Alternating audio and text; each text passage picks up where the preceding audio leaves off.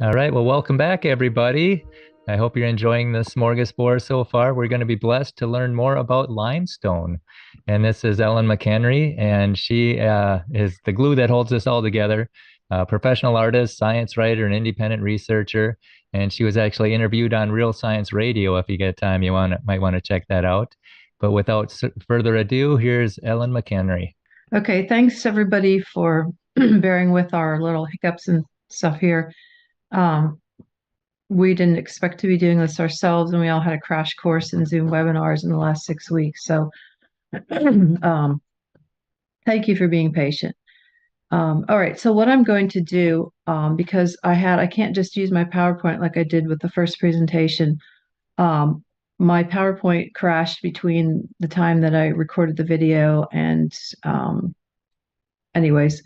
I think I lost some of the slides. So what I'm going to do, I have all the slides on the backup video. So what I'm going to do is just play the backup video and I will narrate and tell you what's going on in each picture. So hopefully I can remember everything that's going on in each picture. I won't do as good a job as Brian Nickel in narrating that part, unfortunately, but I can, anyways, you can go to Brian's channel to hear it. So let's see. I'm going to try again to screenshot. Oh, first, I should say, hang on.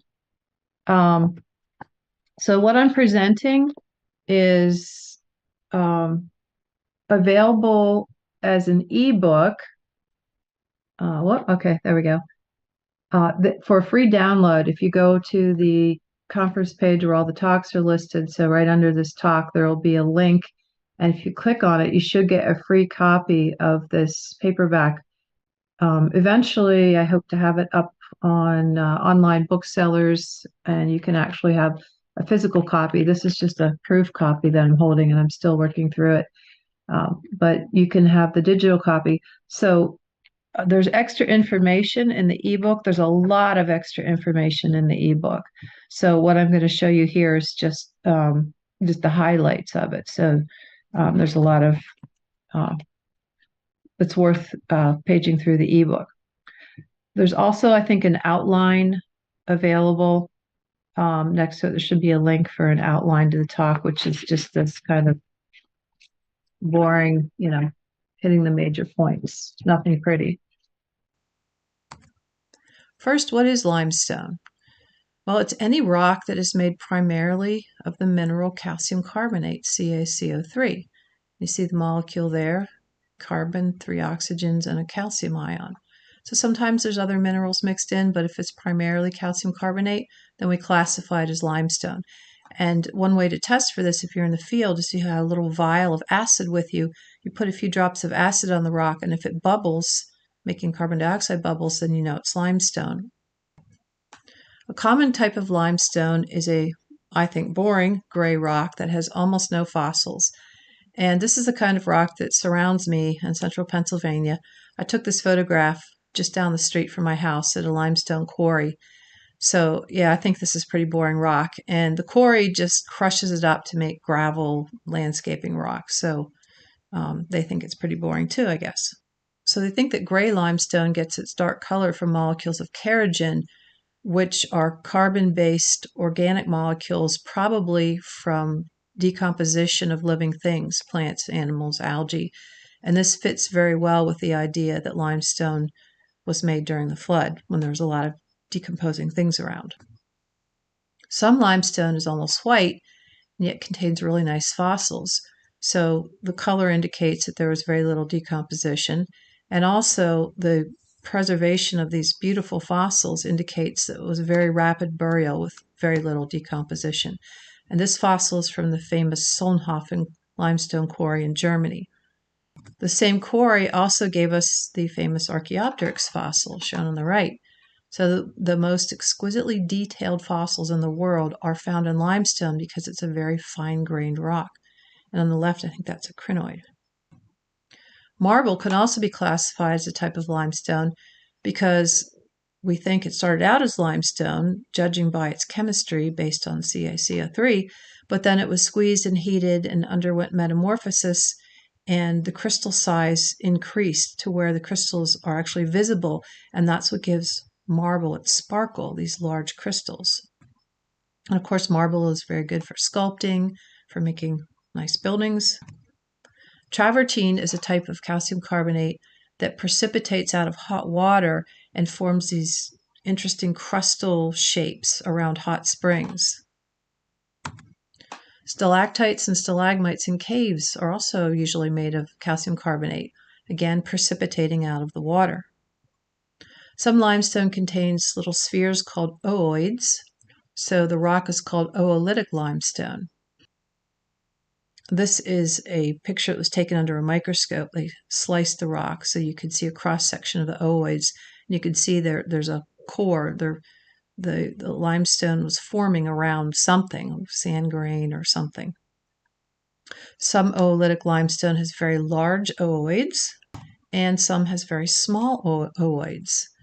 And this looks like a really fine-grained rock, even though it has little ooids in it. And the fine-grained oolitic limestone is actually very good for building things, like this monument in Indianapolis was made out of oolitic limestone quarried in Indiana. The White Cliffs of Dover are made of chalk, which is an organic form of limestone, and I'm going to deal with this in a special section at the end. We're going to find out that organic limestone is primarily made of shells of little strange creatures like this called coccolithophores.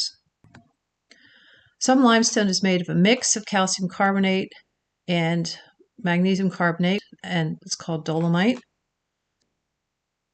Now, if the calcium carbonate is extremely pure, it can form a really nice crystal, like the rhombohedral shape shown here. This is calcite, and it looks sort of rectangular, but in real life it looks a little more squished. It's like a box where you pushed on one corner and kind of pushed it out of shape a little bit.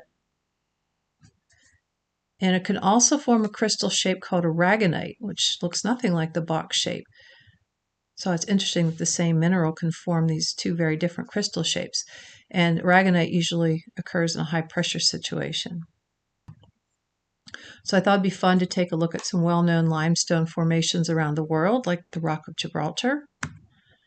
The rock around Niagara Falls is limestone. It's sitting on a bed of shale, but the top part is all limestone. And I think it stretches down into southern Ohio. It's quite a large, flat area of limestone. The Stone Forest of China. Many layers in the Grand Canyon, like the Redwall limestone shown here. It has some iron in it, so it's kind of red. James Bond Island in Thailand. Many arches and caves along the seacoasts of Europe. The one on the left, the more kind of gray limestone. On the right, we have the real pure, might even be chalk, but very different look than on the left, but both limestone. The White Desert of Egypt, some really interesting eroded features. And also the pinnacles in Australia. So how do secular geologists explain limestone? Well, they say all limestone, or mostly all limestone, was formed in warm, shallow seas. And you'll see this phrase all the time. Every time they talk about limestone, it's a warm, shallow sea.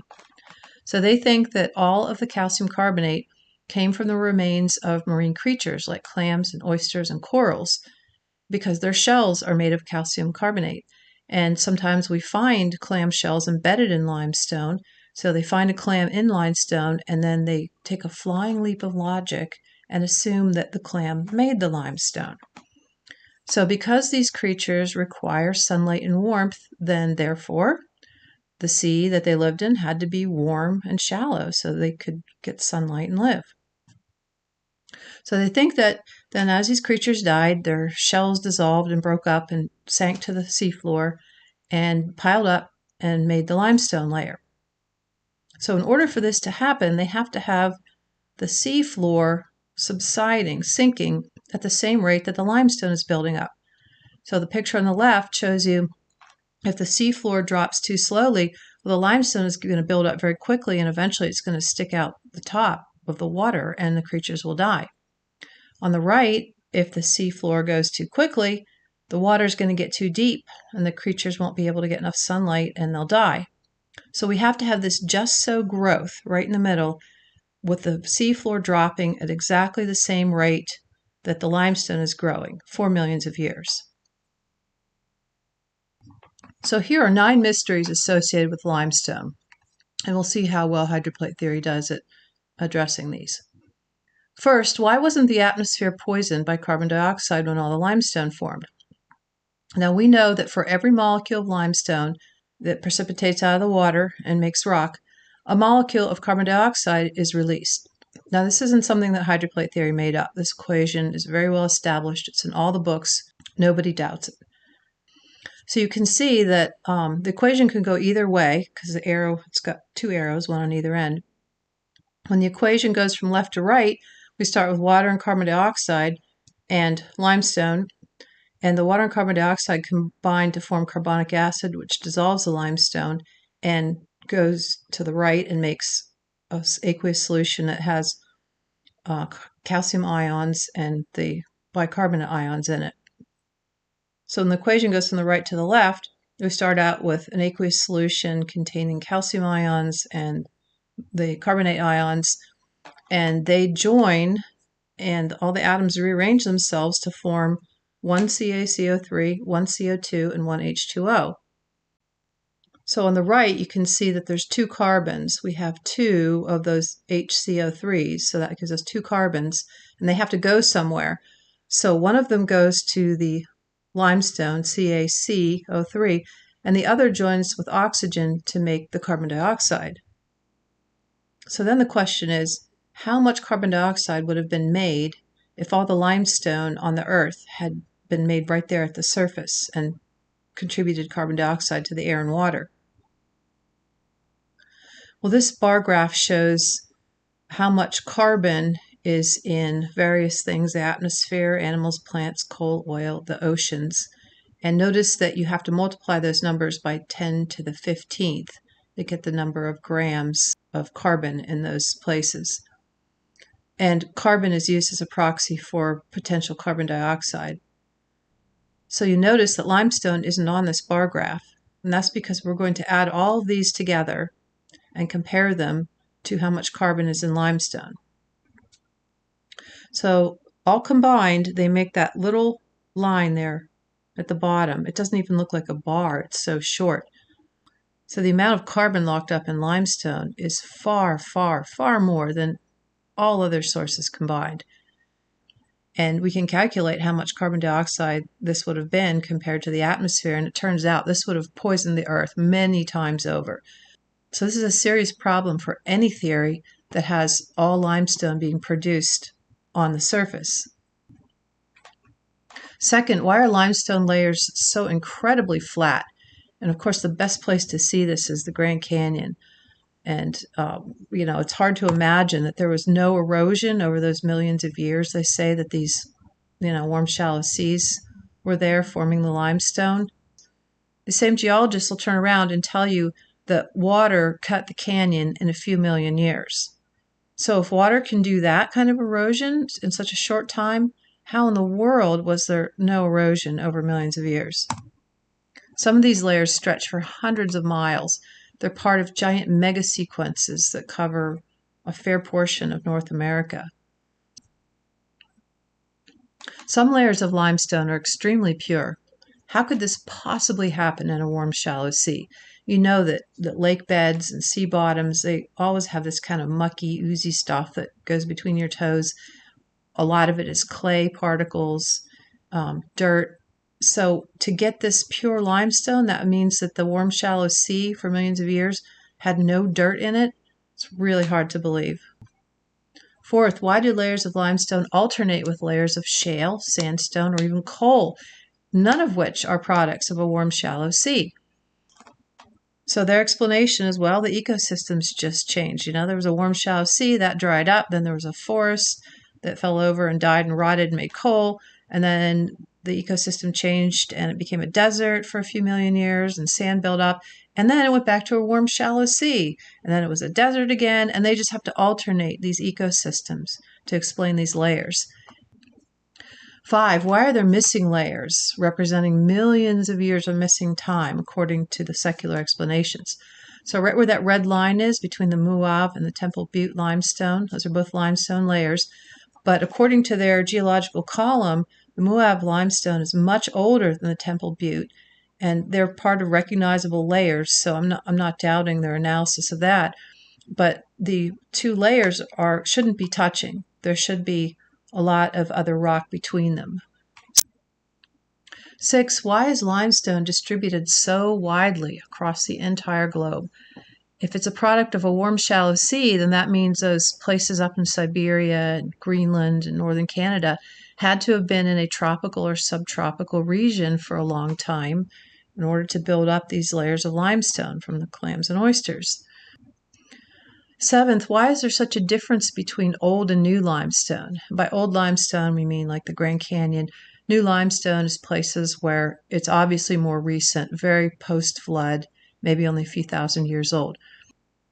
So in the old limestone, we have the calcium carbonate looking like calcite, very small grain size, quartz sand grains mixed in, fossils pointing in the same direction, like the famous nautiloid layer where these squid-like things are kind of, a lot of them are lined up the same direction, and fossils of delicate soft-bodied animals like jellyfish or crinoids. In the new limestone, we find that the calcium carbonate looks more like aragonite. If you look at it under the microscope, it has that crystal shape. Grain size is larger. There's no quartz sand grains mixed in, fossils not in the same direction, and there's no soft-bodied animal fossils. 8 is the dolomite mystery. Dolomite is limestone where a portion, or even more than half, of the calcium carbonate has been replaced by magnesium. Whole mountains can be made of this dolomitic rock. Now, dolomite can't form in a warm, shallow sea because marine creatures generally don't use magnesium to make their shells. So, with the warm, shallow sea explanation off the table, the geologists struggle to come up with a scenario for how this magnesium got into the limestone to make dolomite. One theory says after the dolomite was formed that water that had magnesium ions came through the rock and kind of trickled through it, leaving the magnesium ions behind. But how could water have trickled down through something the size of this mountain in a way that produced a very smooth, homogeneous distribution of the magnesium? So it's not patchy like you'd expect, with one area having a lot of magnesium, maybe one area less, like water would kind of trickle unevenly through the rock. It's very homogeneous. And lastly, what about the sheer volume of limestone? Where did all this sediment come from? The amount of sediments that's piled on top of the continents averages about a mile deep. Someplace a little more, someplace a little less, but like on average a mile. Now, about a quarter of it is limestone, and the other 3/4 are sandstone and shale and various other kind of sedimentary rock. So if these sediments all were deposited during or shortly after the flood, that means we need to have a mechanism that can generate a massive amount of sediments in a very short time. So be aware that other flood theories assert that all these sediments were created by giant waves crashing onto the land at the beginning of the flood. The seafloor would heave upwards and create a tsunami wave, and it would hit the land, and that's what eroded the rock. So, is this possible? How fast can a wave erode a rock? So I thought, let's take a look at a place where we know that there's water erosion of rock going on at a very fast rate, and that would be Niagara Falls. The waterfalls are pouring over the limestone 24/7, very high speed, and they have a very high erosional power. Now we know that the maximum rate of erosion ever recorded at Niagara Falls is about 5 feet per year.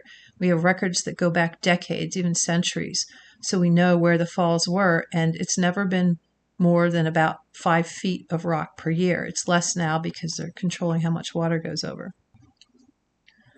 So is it really realistic to say that giant waves crashing onto the rock, even sweeping over the land, can it erode that much rock in a very short time? At the beginning of the flood, we only have a few weeks, maybe a few months to generate all the sediments.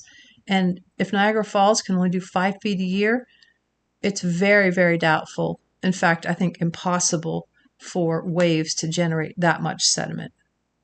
So the question is, can hydroplate theory come up with some solutions to these mysteries? First, a quick review of initial conditions. Hydroplate theory suggests that the Earth originally had a granite shell, no continents, just a solid granite shell, and underneath the shell there was a layer of water, which was very hot and under pressure. It was supercritical water, and we assume that the water had carbon dioxide in it. Now, this doesn't come out real clearly in Dr. Brown's book, so I checked with some hydroplate advocates, and they studied a little bit and did some math, and they said, yes, it is entirely reasonable to assume that there was a fair amount of carbon dioxide dissolved in the water. And we do see this at the bottom of very deep holes, the deepest holes ever drilled into the crust. At the bottom, there's hot water, and it does have dissolved gases, including a lot of carbon dioxide. So this is a reasonable assumption. The subterranean water would have been under extreme pressure and temperature, causing it to be supercritical, and it would have begun to erode the underside of the crust. Now, carbon dioxide is also very good at dissolving things when it's supercritical. In fact, in industry, supercritical carbon dioxide is used as a solvent. That's what it does really well. So we have two substances that can be eating away at the crust. And as this erosion happened, it would have released many mineral ions into the water. Now you can see a little bit of research that backs up this assertion. So the mineral ions in the water would have been free to float around and recombine in new ways and create new molecules. Now we're going to watch a short video by Brian Nickel showing how this might have happened in the subterranean chamber, with carbon dioxide being recycled as the dissolving process happened. These minerals were broken down into more basic molecules, elements and ions of sodium, chlorine, carbon, calcium, copper, oxygen, aluminum, magnesium, and iron were all dissolved in solution with supercritical water. In this state, new compounds could form like sodium chloride, or what we know as table salt, and aqueous calcium and bicarbonate ions. All these compounds were dissolved in solution with supercritical water. As temperatures in the subterranean chamber continued to rise, the supercritical water In the case of limestone precipitate, aqueous calcium and bicarbonate ions followed our well-known chemical reaction for limestone. As before, each of the two bicarbonate ions that reacted with calcium carried a carbon atom. Each of these carbon atoms ended up in two new yet different molecules as they chemically reacted. One of the carbon atoms produced solid calcium carbonate or limestone precipitate, which fell on the chamber floor. The other carbon atom produced aqueous carbonic acid, which remember would break down into water and CO2, especially in the high energy environment of the subterranean chamber. However, because the solution was trapped and sealed deep under the crust, this new carbon dioxide molecule could not escape up into Earth's atmosphere. Therefore, hydroplate theory solves the huge question of why Earth has over 1,000 times more limestone than it does carbon dioxide. Since the CO2 produced during precipitation of limestone could not escape, it simply dissolved back into solution with the supercritical water. Of course, this CO2 itself was in a supercritical state within the confines of the chamber, so it too aided in further dissolving of the granite and mantle materials that made up the chamber's ceiling and floor respectively. As with supercritical water, each carbon dioxide molecule produced stood a good chance of being further broken up into ions. In these conditions, eventually the components of any CO2 produced would themselves combine with stray hydrogen and oxygen ions, which were in abundance, and form yet another bicarbonate ion. This new ion then became source material for yet another limestone reaction. Rather than escaping, the extra carbon was used over and over again to dissolve more and more material and produce more and more limestone. Each cycle produced more and more limestone precipitate on the chamber floor. With each cycle, the percentage of carbon locked in limestone increased and became more and more lopsided.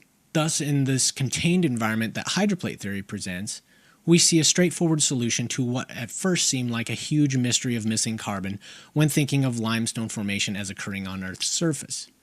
Hydroplate theory provides the solution explaining how vast amounts of limestone was produced and deposited while at the same time very little CO2 was generated in the process. Now, someone might ask the question, is there any actual evidence that minerals can precipitate out of supercritical water? And the answer is yes. This photograph was taken by scientists who were studying supercritical water, and they were watching in real time little white flecks appear in the water as the minerals were outsalting. They called it outsalting because it looked like salt was coming out of the water from nowhere. So then the granite shell cracked for unknown reasons. Well, we assume a crack started so that the fountains of the great deep burst forth, as it says in Genesis 7:11. The first water probably ended up in space because it was coming out so fast and eventually coalesced into comets, and that'll be addressed in another talk. Now, the eroding power of the fountains was immense, and it could have dissolved a lot of the crustal rock on either side of the opening. This intense erosion of the crust produced even more sediments. So the sediments were a combination of stuff that was coming up and what was being eroded. So the question is, can high pressure water actually erode rock that fast? Well, here's a picture from a video where a 60,000 psi water jet is cutting through a rock like it's made out of butter. So yes, water can pulverize rock that fast. So after the escaping water slowed down a bit, it would have surged onto the surface, bringing massive volumes of mineral slush along with it. So all this preformed calcium carbonate and many other things could come to the surface. Now, some carbon dioxide probably did escape from the chamber, but not nearly enough to poison the earth, probably just enough to help the plants to recolonize the earth. So the mineral saturated water eventually hardened into rock, but before this happened, the minerals had to be sorted into layers. Hydroplate theory proposes that a substantial amount of sorting came about through a process called liquefaction. And so liquefaction really came to the attention of geologists when things like this started happening during earthquakes. Buildings would just sink. Well, it turns out it's liquefaction. So during liquefaction, water flows upward through sediments or soil, allowing the particles to shift their position. So while the sediments are suspended, they're able to shift their position, and particles with similar density or similar size or similar shape or even similar chemistry will end up clumped together. Water happens to be very good at sorting things, and this is just a simple example I saw in my driveway where the rainwater, we had a really large downpour, and it just picked up all the pine needles everywhere in the yard, even in the grass. It washed them into the driveway and then sorted them so that they're even parallel. They all ended up in approximately the same place and all facing the same direction. And even a simple bottle experiment can show how quickly sediments can be sorted by water. You can do this at home with a 2-liter bottle, and you can watch layers forming within minutes, not hours. Now, I know this is just a bottle. This isn't the flood. There's no way we can recreate the flood. But this shows you that water is a very powerful sorter. During the flood, there would have been massive waves traveling around the globe, and underneath a wave, the water was pressed down into the sediments as the water pressure increased. And then in the troughs between the waves, the water pressure was much less, and so the water would flow back up through the sediments and suspend them for a short time so that they would be able to shift their position. And in this way, similar sediments would end up at a similar position. And here's a little animation by Brian Nichols showing this in action. Water goes down, and then a trough comes. The sediments rise. There's an opportunity to shift position. Pressure increases again. They're compacted. And then maybe a new layer of sediment rushes in. So during the next series of waves, mainly the top layer is lifted. The bottom stays in place, and the liquefaction works on sorting the next layer. So you can see that the layers would have been sorted a little bit at a time. Now, at this point, someone might be wondering, is there any actual experimental evidence that minerals can get sorted after they precipitate out of water? And I don't have any great pictures for this one. I just have some references, and these are listed at the end of the outline that I have posted to go with this talk, and you can check them out. So liquefaction combined with the action of water flowing in one direction, which can also sort things, would have produced very flat and relatively pure layers. New loads of sediments would have flowed in and piled up on top of old ones, but like we said, liquefaction worked primarily on the top layers. Strata like this have repeating units called cyclothems, where we have from bottom up sandstone, shale, limestone, sandstone, shale, limestone. And this order is consistent with the liquefaction explanation. What about the coal layers? The dividing line between limestone and coal layers can be quite sharp. The log mat theories of coal formation put forward by other creationists are very compatible with hydroplate theory. It's in agreement with the other flood theories that coal is made of pre-flood vegetation. But Dr. Brown suggests another factor to consider with the formation of coal, and that is that vegetation could have gotten trapped into flat pockets called water lenses. In the bottle experiments, little water lenses have been observed. Plant material can become trapped in these lenses between layers of sediments. Then after the flood, the trapped layer of vegetation will turn into coal. And the recipe for making coal is plants, a little bit of clay, some seawater, plus pressure and mild heat. And you can form coal within weeks. One interesting connection between limestone and coal is something called coal balls. These are balls of limestone that are found in coal seams. Coal miners hate to come across these limestone balls because they're very hard and they'll jam or break their mining machines. Not all coal balls look round. Here's one that's kind of odd shaped, and they often contain marine fossils. Now, schools of fish might have gotten trapped in large water lenses, and then when the water finally drained out at the end of flood, there'd be a whole school of fish trapped between the layers, and then they'd be pressed and flattened.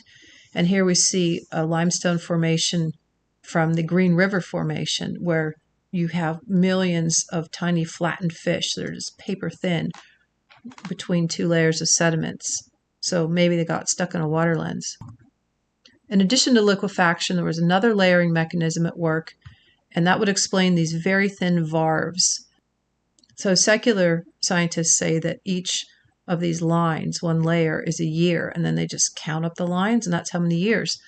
But it's been proven in flume experiments that you can get these thin varves when there is alternation between laminar and turbulent flow, something called the Kelvin-Helmholtz instability. And when that happens, you get these layers forming. Like every minute, a layer can be formed. So this is now an established fact based on experimental observation. So this means that geologists can no longer claim that varves are proof that the Earth is millions of years old. So what does hydroplate theory's answer for how limestone turned into marble and why some limestone layers are tipped? Hydroplate theory proposes the same answer for both of these questions, something called the compression event. At some point during the flood, the continents began to slide because the mid-ocean ridges were being lifted up. Now, the continents could slide because they were riding on a layer of supercritical water, which was almost friction-free. But eventually the water all escaped and rock began sliding against rock, and friction took over, and the plates came to a sudden halt. The crust began to buckle and crush, and the sediments on top would have experienced compression also. Some of the sediment layers rose or buckled, they wrinkled, and some were tipped. These layers of limestone can't have been laid down over millions of years. If they were already old and hard when the lateral compression occurred, they would have crushed and broken instead of deforming like this. Rocks can't bend. They break under stress. Common sense says that these layers were all at least somewhat soft when they experienced compression. Hydroplate theory's solution to the dolomite mystery is that dolomite formed in the same way and at the same time as limestone. We think that mantle rock is made of olivine and peridot, which are high in magnesium and iron. So some of the mantle rock would have dissolved when the supercritical water was in the subterranean chamber. So there would have been magnesium and iron atoms in the water, as well as calcium and silicon and many other things. So as the water escaped and came to the surface, there were some areas that had a lot of magnesium in it, and in these areas, dolomite was formed. And in areas where there was a lot of iron mixed with the calcium carbonate, we got red layers of limestone. And apparently there was enough iron in the water to stain very large layers like the red wall limestone in Grand Canyon. Another famous limestone formation that deserves a mention is the Bahamas Bank. And in the photograph here, the light blue areas are shallow water, the dark blues are deep water. Now the water is shallow in these light blue areas because it's sitting on top of a large limestone platform or bank, believed to be even up to 3 miles thick. And as usual, geologists use the warm, shallow sea explanation because they don't really have anything else. Wikipedia says that the limestone was deposited in shallow water. The only way to explain this massive column is to estimate that the entire platform has subsided under its own weight at the rate of roughly 2 inches per 1,000 years. So if you doubted that I was telling the truth previously, there you got it, straight from Wikipedia. They have to have that just so subsidence to explain limestone. So then they say that after the limestone bank had formed, the situation then reversed, and somehow the bank was elevated instead of subsiding, but they never give a reasonable explanation for how this limestone went back up again. And then while out of the water, then the limestone experienced this erosion, forming these holes and caverns, and then things sank again and the water level rose just enough that the holes were filled up, forming what we know today as blue holes. So the hydroplate explanation of the Bahamas Bank would be that this is an area that was right at the edge of one of the continental plates, and that one of these gushings of material came out possibly near the end of the flood, and it didn't make it very far, and it just kind of dumped right there. And then the shallow lime-rich water around this dump was an ideal place for corals and other marine creatures to live. So organic limestone was made on top of this inorganic limestone. Hydroplate theory agrees with the idea that the Bahamas area might well have been above sea level for a time and experienced all that erosion, because it suggests that right after the flood, the worldwide sea level was much lower than it is now. And what we call continental shelves today were actually the edges of the continents for a time. And so there was a lot of erosion from runoff, creating these submarine canyons. Today they're submarine, but at the time they were out of the water. So it's a mystery as to how these canyons could have formed underwater. Well, obviously they didn't. They formed above water, and then the sea level rose. Part of the reason the sea level rose in the centuries after the flood was that the continents were slowly sinking into the mantle. There was also a lot of post-flood lakes draining off, but the continents were gradually sinking down. And then the rising sea, of course, covered the bank, filled the holes with water. Now, what about chalk? The cliffs of Dover are the most famous chalk cliffs, but there's many others in the UK, also France, Denmark, Ireland. And chalk is also found in the United States in places like Alabama, Mississippi, Tennessee, Texas, Kansas, and Nebraska. There's a nice chalk deposit in Texas. So chalk is what secular scientists want all limestone to be, organic. Chalk is actually mostly organic. It's made of the shells of microscopic organisms. The one on the left is called the coccolithophore, and that tends to be predominant in the cliffs of Dover. There's also little critters called foraminiferans, and you'll find these shells as well. And here's an electron micrograph showing what chalk looks like at the microscopic level. So there is probably some inorganic limestone mixed in with it. There's like a base, an inorganic cement holding together, but there are a lot of these little shells. Now, of course, secular scientists believe this process took millions of years, accumulating a centimeter per 1,000 years, but there's, of course, problems with this idea. If the process of chalk formation was so slow, then why are these deposits so pure? So it's hard to believe that there was never any dirt or clay or anything that washed in while this was, quote, a warm, shallow sea. Even in a young Earth scenario, with chalk accumulating since the flood, still the chalk beds should not be this pure. Secular scientists tried to explain this purity by saying that the chalk must have formed during a very dry era when the adjacent land was desert, extremely dry, and just didn't produce any muddy runoff.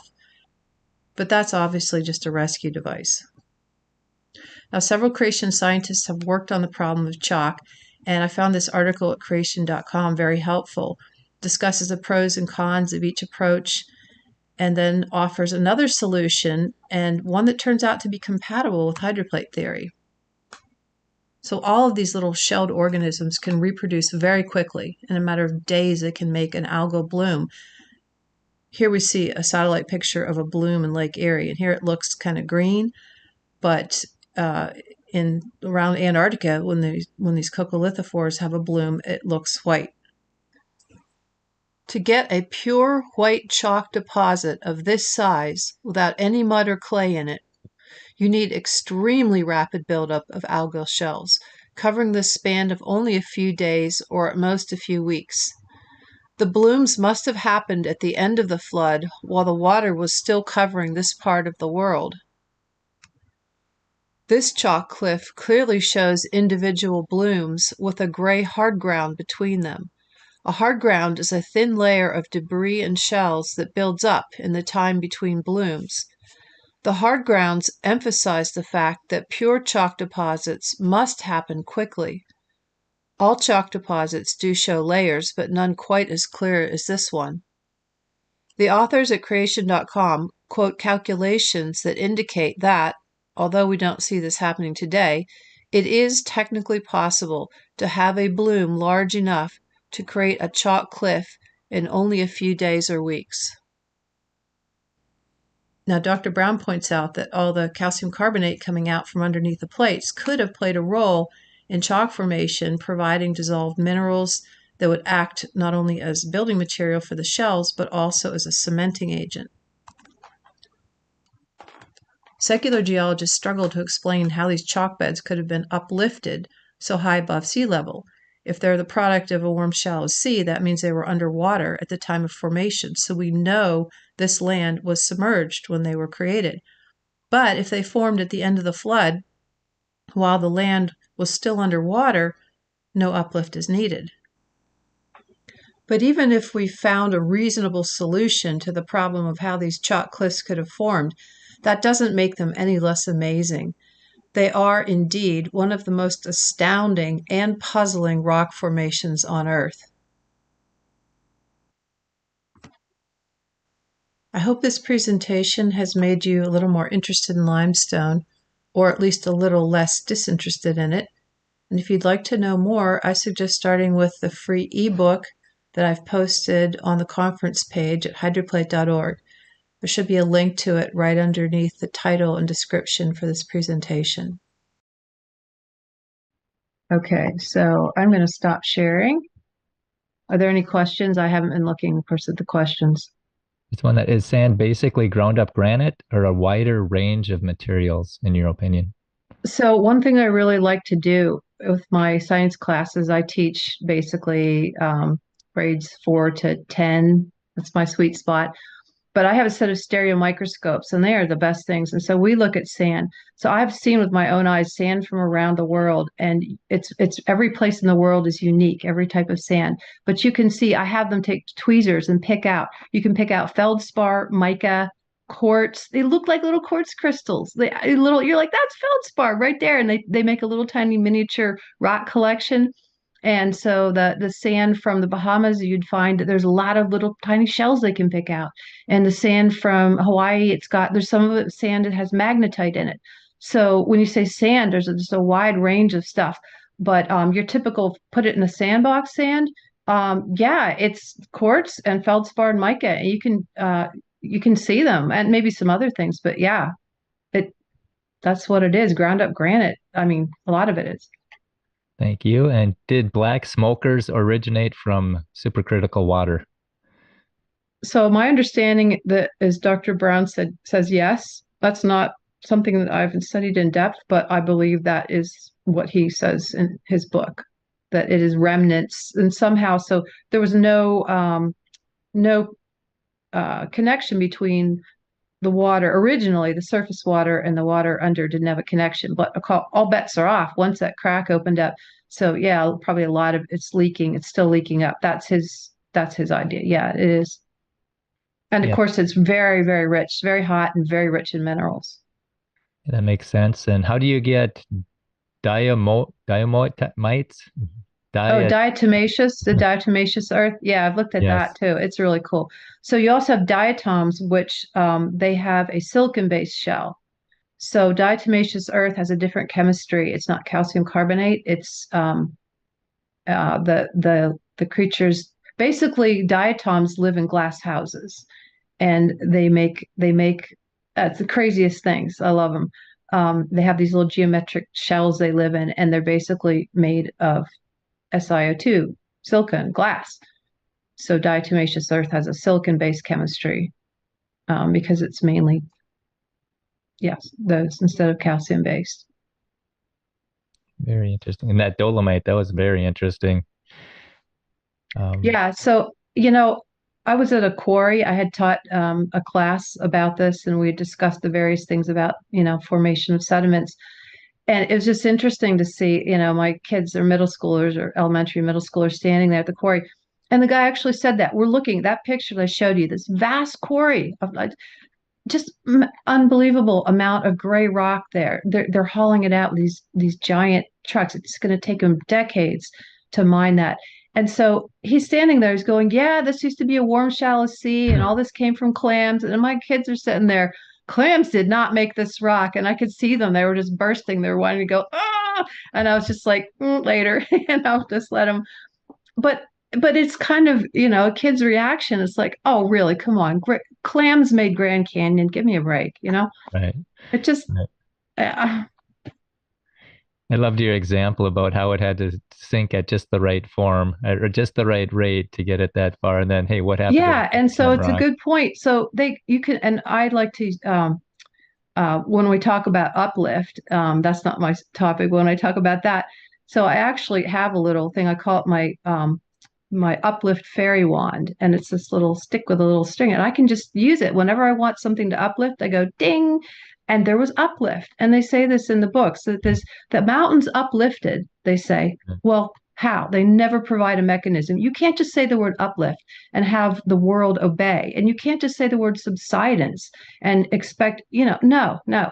You've got to come up with a reasonable mechanism that works, you know, uh, physically that works, that it's explainable. You can't just toss these words out there. Yeah, that's what I really liked about that hydroplate theory. It's got the mechanism, the energy, the Yeah. forces, it all fits together so beautifully. As I should point out, like that with the waves crashing on the ocean, when I realized that they're all the other, if you don't have the sediments coming in this way from the chamber or from the degrading of the rock as the fountains came out, where do you get all this stuff? And tsunamis crashing on the beach, you know how often intermittent waves are. I mean, no, we don't. Show me the evidence somewhere that this can happen. I mean, I've shown you the evidence that water can cut rock. You can see it's a small example, but we do have things to back this up, and yet they can make these claims and just get away with it, and nobody challenges them on these claims. Right. Right. That's what we need enough. We need more people stepping up to the microphone and say, how? How is that It's done? yeah, fine. I mean, if you want it, that's your idea, that's great, but defend it. Show us something. And they don't even have it written down. They have a few talks or presentations on YouTube, but I mean, Dr. Brown is a 600-page book. So how can you say that he hasn't documented his ideas well enough? He's got more footnotes in it than he has actual text. So, we can discuss those, but if they can come up with something like that, then we can have a conversation. Exactly. Exactly. Very well done.